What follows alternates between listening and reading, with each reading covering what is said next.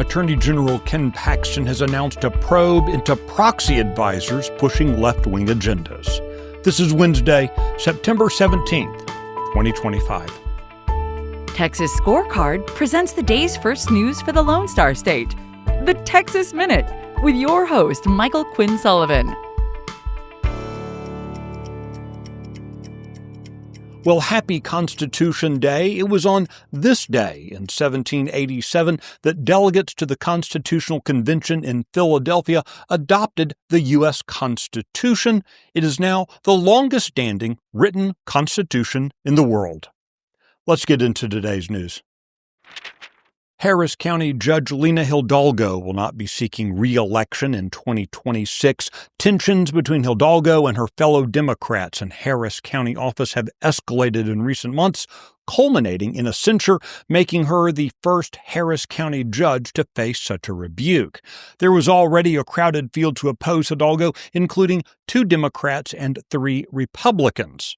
Brought on in part by Hidalgo's sloppy management and personal controversies, Democrats are fearful that their electoral advantage is slipping in Harris County.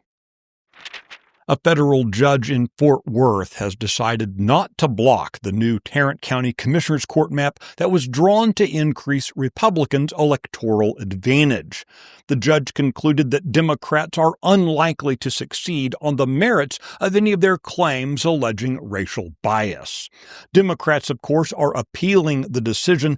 Tarrant County Commissioner districts had not been redrawn since 2011. Under a previous administration, the county declined to draw new precincts following the 2020 census. Members of the State Board of Education have given their approval to changes in how Texas history will be taught in K-8 social studies classes. The new method takes a comprehensive view of teaching Texas and U.S. history chronologically, with lessons connecting back to previously taught content. Under the new framework, kindergarten through 2nd grade students will learn the foundational stories that are important to both American and Texas history. Between 3rd and 7th grade, students will receive in-depth instruction on Western civilization, U.S. history, and Texas history. During 8th grade, students will take 2 capstone courses combining everything taught during the previous 8 years. The Texas Public Policy celebrated the new methodology, noting that it will, quote, ensure that our kids learn the true story of freedom. The Texas Minute will be right back. What are the important things out there in Texas politics and Texas news that matter to you, and what can you do about it? That's what we want to bring you with the Luke Macias Show on a weekly basis for 20 to 30 minutes. That way you can get the information and go do something for the rest of your week. I look forward to coming to you every Wednesday. Attorney General Ken Paxton has announced an investigation into proxy advisory giants Glass Lewis and Company and Institutional Shareholder Services.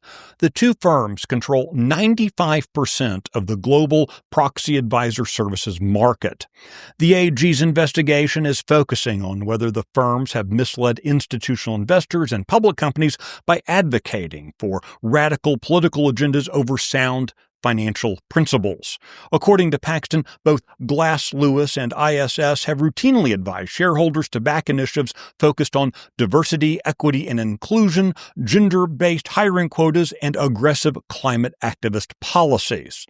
Paxton argues this practice amounts to a dangerous intrusion of ideological considerations into the financial system, warning of the broad influence proxy advisors wield over the national economy.